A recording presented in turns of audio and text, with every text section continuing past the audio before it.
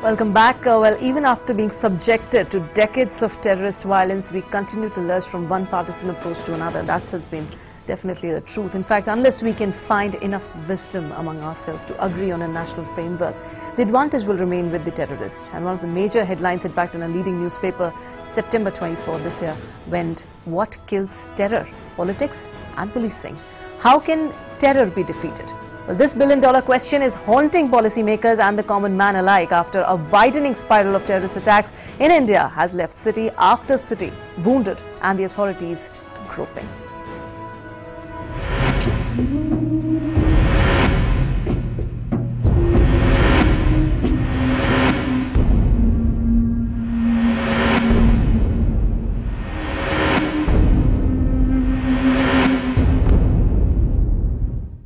Most importantly, when we talk about dealing with an issue like terrorism, it's important, Mr. Marwah, to come to you here. How efficient is our system? Because before, in fact, going to the breaks also, we were talking about the efficiency of our system. How efficient do you think our system is today? Well, there is a lot of scope for improvement, but we should also not debunk the system completely. The very fact that these recent investigations have been able to nab some of the top terrorists of the Indian Mujahideen shows that our system can still function if it is allowed to function. The difficulty is that even the limited resources which our police and investigative agencies have, and they are not being utilized in optimum manner. Look at the way the police forces are being deployed on all sorts of duties, and I think there needs to be a total review of our deployment of manpower. How it is recruited, how it is trained, how it is equipped. It will open people's eyes how countries'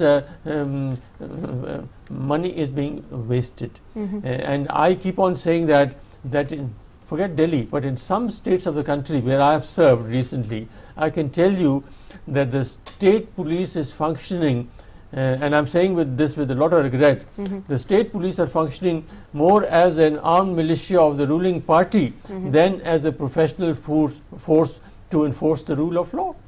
But when you talk about the state machinery, in fact, just deflecting a little bit from the efficiency, is it that the state governments being enabled by, in fact, they being equipped with a law, something that we saw in Makoka, in fact, other states also talking about it? Can that be some sort of an answer, although the report completely rejects the idea?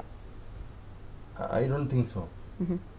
What Mr. Marwah has pointed out, virtually all the aspects in the police reform and directions which have been given by the Supreme Court, that we must have a investigating machinery separate from law and order situation, we must have a complaint mechanism against the police authorities, we must have a statutory commission which is independent of the state influence. Now, all those things are required to be done, and if you look repeatedly, unless we have that kind of efficient system, then bringing Makoka or any other law or some law in Chhattisgarh, where you bring in even the ordinary law within the definition of terrorist law, becomes an instrument of oppression to the people. And that is where their constitutional rights, their human rights are violated, where the question of police encounter comes, police torture comes. And today we don't have anything, in spite of guidelines which have been given by National Human Rights Commission with regard to police encounter and torture. We don't have anything concrete, and it is taking place in number of states. Absolutely. Mr. Dobal, your comments on this, sir. I would like to refer to Mr. Marwah's comment earlier. You see, he referred to Indian Penal Code, that it did not solve the problem, so therefore should scrap it. We should not scrap it. We also know that that Parliament attack and Kandahar airline hijacking of an airliner to Kandahar took place when these laws are in place. We know that Makoka could not stop terrorist acts in Maharashtra. We have, I don't know how to believe that a new law a stronger law would curb such problems. All the more reason, I think, to look at the fact that having yet a new law in place is not exactly the answer, because any new law, any law that further gives more teeth to police, that actually makes an excuse for the police not to work, not to do hard work and gather enough evidence and make a proper prosecution case, and merely detain people indefinitely for indefinite number of times, sometimes indefinite number of people, is basically a direct attack on the freedom and the basic fundamental rights of the law-abiding citizen. So I think any implementation of these kind of new laws would first and foremost be an attack on the law-abiding citizen and the weakest. Well, you know, I take serious objection to this phrase that the police doesn't do its hard work. I think a fact which our viewers must know, that in India more policemen are killed in acts of terrorism than anywhere else in the world. Is there a bigger sacrifice in doing your professional duty than you know, when getting killed? And yet it is amazing how our people can say that the police force you know, is only a perpetrator or violator of human crime. It is these sacrifices of the police forces which still are keeping this country together, and people like you and me can still walk around without be the victim of these gunda and elements. But Mr. Marwa, are we accepting a fact that there is a lack of coordination between the different units, in fact starting from the police to the IB and to the external intelligence also? Is there a lack of coordination, the local intelligence, in fact talking about the state center, a difference in it? You know, I would say there is a lot of scope for improvement, there is no doubt about that. But there again, the real villain is political interference. Okay, political interference. Sir, your stand on this? You know, about the police, I entirely agree with Mr. Warwa. Every year about 1,000 policemen are killed in this country in the line of duty. In any other society, that would be taken as a horrific tragedy, and the whole nation will honor those people who laid their lives. Yes, of course, we have flawed human beings, we have flawed institutions. Yes, of course, there is so much of abuse of authority. Yes, of course, there is a lot of corruption. But let us not paint everything black. This country requires to be saved. And by confusing necessity with sufficiency, by saying that by having more laws you will not stop terror, is no excuse of not having laws at all. I mean, as Mr. Marwa aptly said, then why require any law at all? Why Indian Penal Code at all? Take Punjab. It is the security forces of India that have saved Punjab for the country. Make no mistake about it. The political process and the security forces have saved Punjab. And there was a time between 1991 or 1985 to 1992-93 when many of us feared that Punjab may have been lost for the country. You require sternness, you require political will. And about the coordination, it is true that in India the right hand does not know what the left hand is doing, not only in matters of terror, even in ordinary administration, like in Kosi floods. The newspapers reported that faxes were sent from Delhi to Patna, and because the fellow who was supposed to receive the faxes was on leave, nobody bothered. I don't know what prevented somebody from picking up a telephone and talking on a matter as urgent as this. We require a federal agency to be fully accountable so that there is no blame throwing. We have a system of alibis in this country. Everybody can blame everybody else. Nobody is responsible.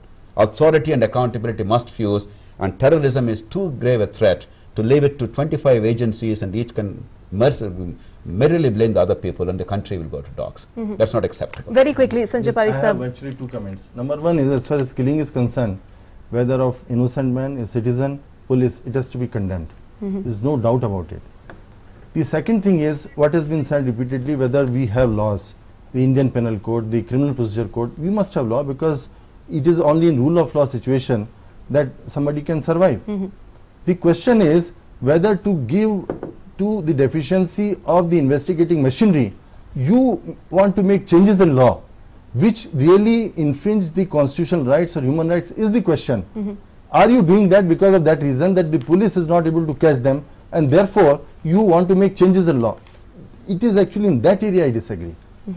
So therefore you have to really strengthen, then find out. Very quickly, if Yes. I just ask you, is there some, there have been always some of the other reports in fact coming in talking about subordination of the law and order to politics. Is there something of the kind?